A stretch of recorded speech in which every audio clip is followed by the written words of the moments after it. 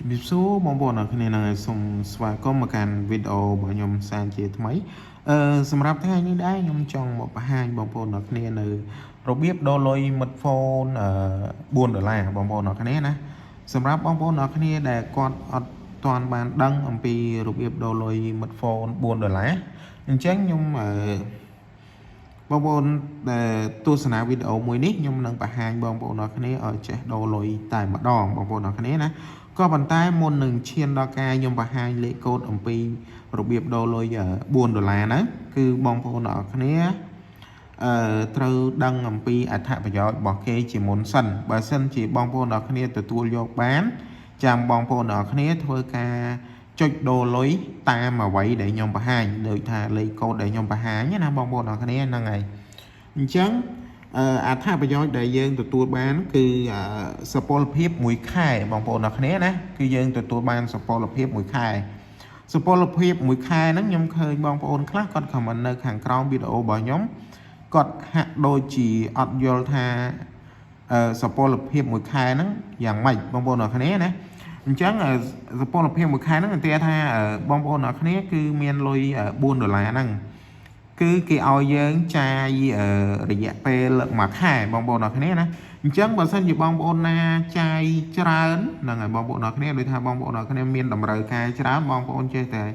ទិញនេះទិញនោះច្រើនអញ្ចឹងបងប្អូនអរគ្នាអាចនឹងអស់លុយហ្នឹងគឺអត់ដល់មួយខែទេបងប្អូនអរគ្នាណាហ្នឹងហើយក៏ប៉ុន្តែបើសិនជាបងប្អូន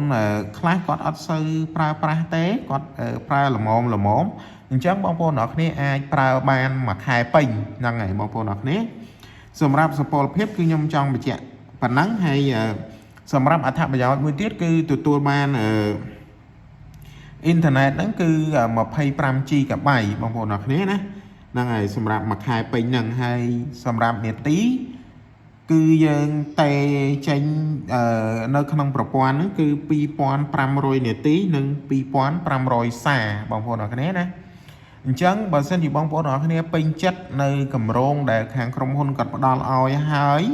ចាំបងប្អូនអរគ្នាធ្វើការចុចដូរទៅតាមដែលអ្វីដែលខ្ញុំបង្ហាញបងប្អូនអរគ្នាណាដើម្បីដូរលុយបានគឺយើងអត់ប្រមាថទេបងប្អូនអរគ្នាយើងចូលមកកាន់កន្លែងដែលយើងខលចេញខលចូលធម្មតាហ្នឹងយើងគ្រាន់តែចុចផ្កាយ15 35ផ្កាយលេខ5ត្រង់ជ្រូកបញ្ជូនបងប្អូនអរគ្នាតែថាបងប្អូនអរគ្នាប្រើប្រាស់ SIM ទី1គឺបងប្អូនអរគ្នាប្រើប្រាស់ SIM Smartphone ហ្នឹង SIM ទី1បងប្អូនអរគ្នាបញ្ជូន SIM ទី1មកហើយបើសិនជាបងប្អូនអរគ្នាប្រើប្រាស់SIM Smartphone ហ្នឹង SIM ទី2បងប្អូនអរគ្នាបញ្ជូន SIM ទី2មកបងប្អូនអរគ្នាហ្នឹងហើយ